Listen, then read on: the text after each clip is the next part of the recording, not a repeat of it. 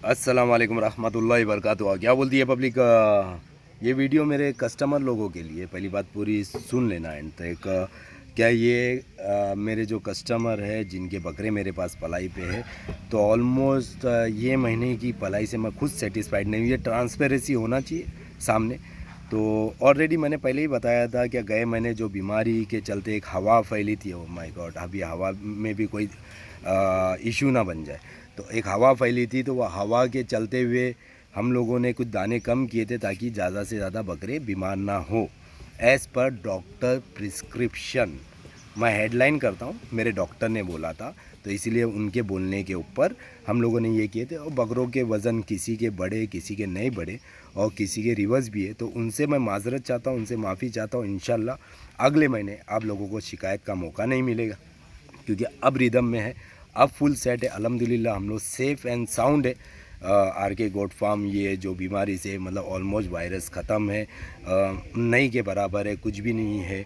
जो वैक्सीनेशन के बाद में एक हल्की सी बुखार आती है कुछ जानवरों को, तो वो हल्की सी बुखार का सिम्टम्स था और उसके बाद में कुछ भी नहीं है। अल्हम्दुलिल्लाह, अल्लाह का शुक्र है, अल्लाह का करोड़ों करोड़ों एहसान है। लेकिन ट्रांसपेरेंसी जो होना चाहिए लोगों के सामने, कस्टमर के सामने, तो इसके ट्रांसपेरेंसी के तहत, क्लैरिटी के तहत, मैं एज ए आर के गोट फार्म ओनर आप लोगों को सबके सामने बता रहा हूँ कि ये महीने के पलाई के रिज़ल्ट से मैं खुद सेटिस्फाइड नहीं हूँ। हाँ, मेरे कस्टमर जो है, जो सब कुछ है, वो सेटिस्फाइड है, क्योंकि उनके बकरों की जान बची है, जैसा उनका बोलने का मकसद, बोलने का ये था। और बोले भाई बकरे फिट एंड फाइन है, वज़न तो कभी भी बढ़ जाएगा। तो ये मेरे तकरीबन 150 पौने 200 बकरे पलाई पे जो है, और ये कस्टमर जितने भी हैं मैक्सिमम उनका ये रिप्लाई था, भाई हमारे बकरे फिट एंड फाइन है, हयात है, वज़न कभी भी बढ़ जाएगा।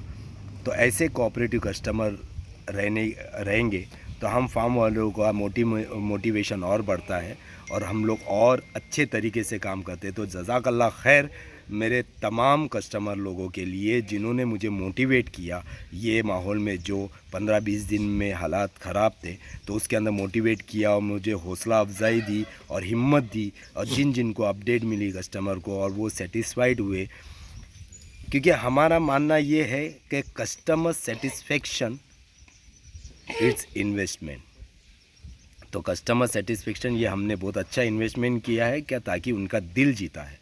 आगे चल के हम और उनके बातों पे खरे उतरने की कोशिश करेंगे, ज़्यादा से ज़्यादा अपने काम पे तवज्जो देंगे। जो बेफुजूल में रोस्ट होते हैं उसके ऊपर ध्यान देने की हमारा बिल्कुल इरादा नहीं है। लेकिन क्या है, हमेशा खामोश रहने वाले बंदे को भी है ना बुज़दिल कहा जाता है, तो कभी ना कभी जवाब दिया जाता है।